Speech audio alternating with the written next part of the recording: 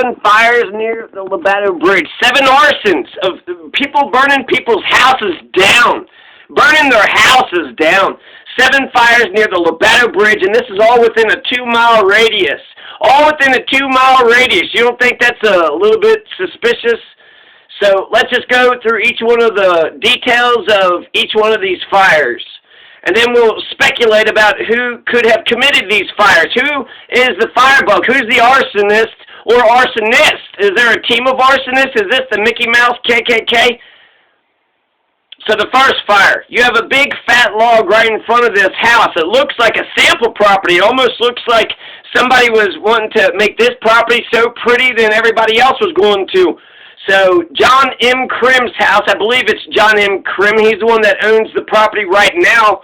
It was in total full condition. You had a complete house and a garage and a shed, several vehicles, and then there was an RV. Before the fire, the video proves that Krimm's house, or possibly a prior owner, was indeed burnt down. You saw the structures: full house, garage, shed, several vehicles, RV, all burnt down and gone, all destroyed.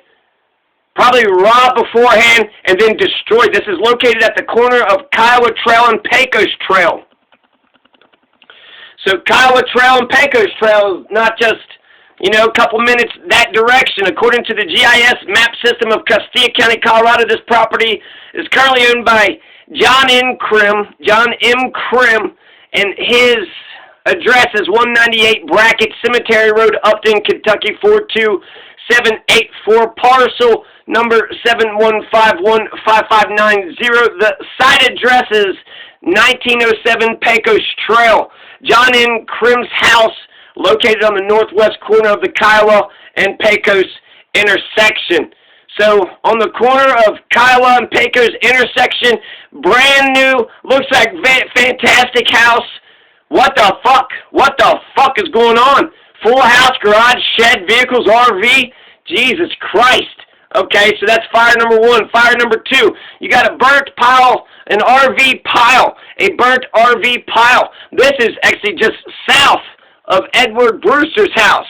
So you have Luveti Arson, number 2, Nebraskan Arthur F, Maheu, M-A-H-E-U. So a Nebraskan, Arthur F. Maheu's property. Maheu's parcel is parcel number 7151740. Maheu's mailing address is P.O. Box 22, Indianda, Nebraska 690390022. Maheu's property is located at the southeast corner of the Seminole and Lipan Intersection. And there's a piece of an RV in the pile on the bottom metal frame for a tiny RV. So maybe a pool behind, a tiny RV. You got Arthur F. Maheu had put an RV out here, went somewhere one day, and then all of a sudden fucking gone. His home was completely burnt up. So this is on the corner. This is right here on Seminole. Seminole is the main road. You got County Road G and you got Seminole Road. Those are the 2 main roads out here. The third number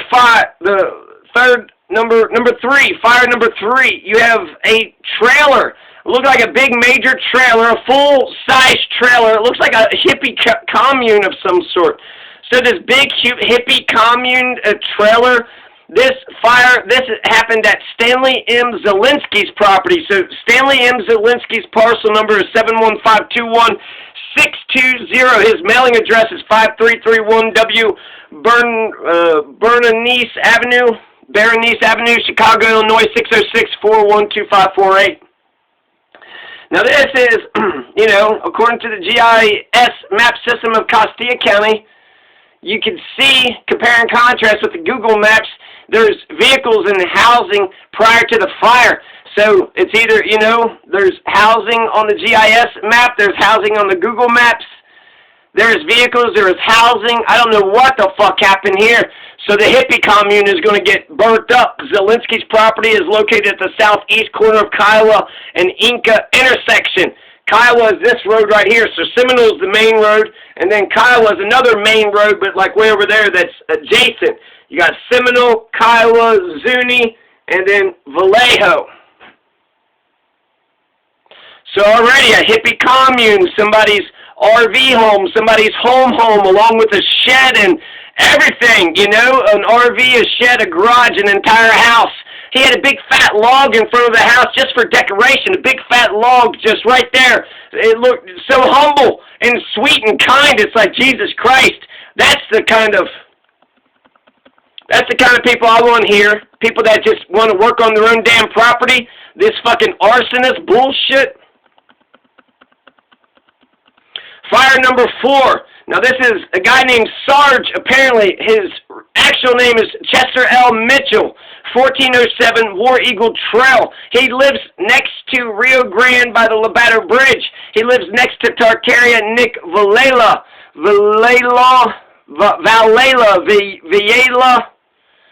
His place, and Wayne Kirk Johnson's place. On Google Maps there was a bunch of structures were there, including a truck. And now just a truck remains. So what happened to all those structures? All you have, let's see, Jacqueline Mitchell, that's her father. Chester L. Mitchell is Jacqueline Mitchell's father, and Jacqueline Mitchell has left Chester Mitchell's property in absolute mess. It looks like it was the exact same that it was, you know. I don't know when it got burnt down, but it hasn't changed since then.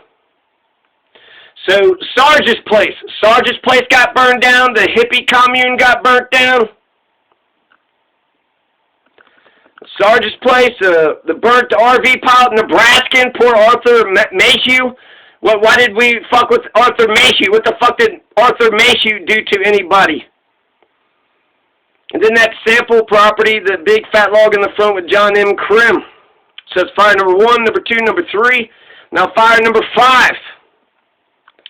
Either Melody Rose, LaFrancois, or the Singer Land Fund, LLC. I'll update you later on this. But there's another, you know, number 5. This is on Lipan Road and Lipan Trail. Lipan Trail, this is going to be, well, let's talk about this one's also on Lipan Trail too. Edward Brewster lives on Lipan Trail, and then Cynthia Rose Lee and Samuel Lee Jepson also lives on Lipan Trail too at 1643 Lipan Trail. So, fire number 6. This is parcel number 715-18560. Stacy Allen Heath and Kelly Ann McMichael's place was burnt down. Stacy Allen and Kelly Ann's address is 1278 Lipan Trail. 1278 Lipan Trail, just right here. Edward Brewster lives right there. And then there's another house, which I never see anybody at. And then Cynthia Rose Lee and Samuel Lee Jepson, which had that big tire fire many months ago. They live near, one country block away. So Stacy Ann Heath, Kelly Ann McMichael's place is going to get burnt down. It was their house. It was their house. Drive south of Seminole, turn right on Lipan. It's on the left-hand side on the south side. The mailing address for Stacy and Kelly is 9970 West 44th Avenue West, Wheat Ridge, Colorado 80033. So that's fire number 6. Fire number 7 is a previous house on Mike Hampton's land parcel, number 715-23800. Used to be owned by Rio Grande Rancho, so who knows who lived in it beforehand. The treasurer's office, Lorraine Medina, sold it to Michael W. Hampton of San Luis for $160. Mike's mailing address is 6056 Sandia Road, San Luis, Colorado 811-529-0252. 2 or 3 structures used to stand right there on Cherokee Trail. You have Delaware Trail, then Cherokee Trail. So 2 or 3 structures used to stand right there in several cars. Now it's just desolation, burnt trash. So this is peculiar because this is the neighbor of Hiram Richardson. Hiram Richardson lives right there, and that burnt house is right there. Jacqueline Mitchell lives right there. So this house that got burnt down was right behind Jacqueline Mitchell and right to the east of Hiram Richardson. It was Hiram Richardson's neighbor just down Cherokee Trail, a few parcels east of Hiram Richardson. So we know that Hiram Richardson and Jacqueline Mitchell are criminal motherfucking pieces of shit that want to rob people. So, yeah, you're damn right. That would be, for fire number 7, my 2 main suspects would be Hiram Richardson and Jacqueline Mitchell. You're goddamn right. Now you got parcel number 7151852. This is owned by Philip Connell Sr., 986 Lipan Trail. There's an old bus and beat-up shack there, but it looks like somebody left it, then poachers picked it up. Philip Connell's mailing address is P.O. Box 4311, Albuquerque, New Mexico, 87196, 4311. At the end of Seminole lives a Kevin Bertini and a Robert Roman, 1196 Mariposa Trail, P.O. Box 445, Manassas, Colorado, 811410445. I don't know. They seem to have a nice place. I don't know if they bothered anybody or not, but it seems like they kind of just handle their own business, and they don't seem to worry about. So I just mentioned that more as a control, because until we find out who the arsonists are, it could be anybody and everybody. So Kevin Bertini and Robert Roman, I would assume probably did not do it, so, you know, it's not like I have something against them. Could they have done it? Possibly. But I would assume not. They don't, I don't even know if anybody lives there. And like I said, it's a nice place. So it seems like, that might be, I don't know. It's well taken care of. It seems like it's got a fence line and it's got some nice property on it.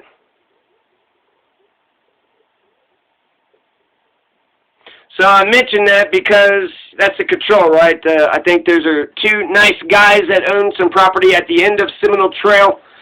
And they could have done it, but I assume that they haven't. We only got 10 to 20 people around here, so it should be pretty easy to find out who the arsonists are. I also wonder about the corruption in Garcia, the Democratic Party. They had some sort of delegate thing. I was the only person that showed up, and they never contacted me. Apparently, the lady who is running the thing is connected to the fire department. The fire department, he kind of, I said, what's going on? And he said he couldn't fucking say shit. Yeah, because the motherfucker that gets their house burnt down, they want you to keep, what, all the information on the hush-hush? Shut the fuck up. If anything ever happened to my house, I would want anybody and everybody talking about it to anybody and everybody, because somebody fucking did this shit. Somebody did this shit, and if that, person, that criminal's still at large, well, we need to carry the conversation on until we get that person arrested. Now, who do I think did this? I guess I can actually, it's just all speculation for right now, but I got some suspects. It could be Hiram Richardson or Norman Bates, Jacqueline Mitchell's 20-year-old son. Could be Jacqueline Mitchell. They're into grand theft operations. We know that for sure, with pickups and a dump truck. Kevin and Troy Zinn, they're arsonists too, or they're liars. They're both. Douchebag Kenneth Capon Jr. is an arsonist too, and we know this because, Kevin and Troy Zinn and Kenneth Capon Jr., they brag too much. They talked about it, and they were bragging about how, they burn people's houses down. So I would suspect Kevin and Troy Zinn. I would suspect Kenneth Capon Jr. I would suspect Hiram Richardson, Norman Bates, Jacqueline Mitchell. And I would ask these questions. What kind of fire department or police department wouldn't ask any questions after you've had 7 houses burnt down in a 2-mile radius? You don't think nothing's happening, huh? Nothing's going on? Kenneth Capon in 2015, he didn't even pay his $50 or so in taxes, his meager $50 or so in taxes, and a lien was put on his property. He's paid his taxes since then. Kenneth Capon, he lives south on Vallejo. He's the third one on the right from the end. Now, Robert the ex-con, he's living on Freedom Land Incorporated's land on Delaware and Seminole Intersection. He's a harassing criminal too. And then you got RV Junkyard Queen, James E. Bax, or Eunice F. Bowman, or their tenant, whoever that queen is that lives in that RV junkyard on Huron Avenue, on right in the middle of Huron between Kiowa and Seminole Trail.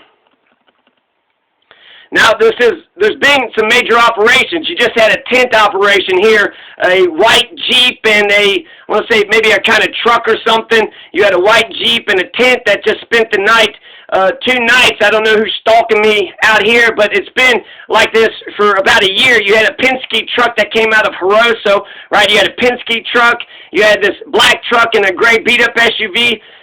South of me in Seminole somewhere, so some gray beat-up SUV has been, and then there's a green Blazer, so there's some crook in Mesito with the green Blazer, so I essentially got, I don't know exactly the whole thing, so I have to just say what I know for sure.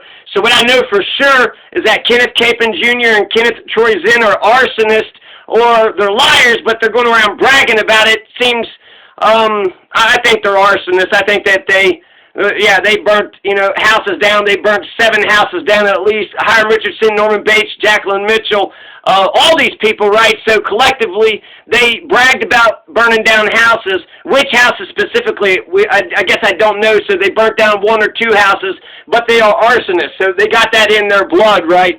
So we know that they're arsonists. And we know Hiram and Norman Bates and Jacqueline Mitchell, these are some fucking criminal pieces of shit, too.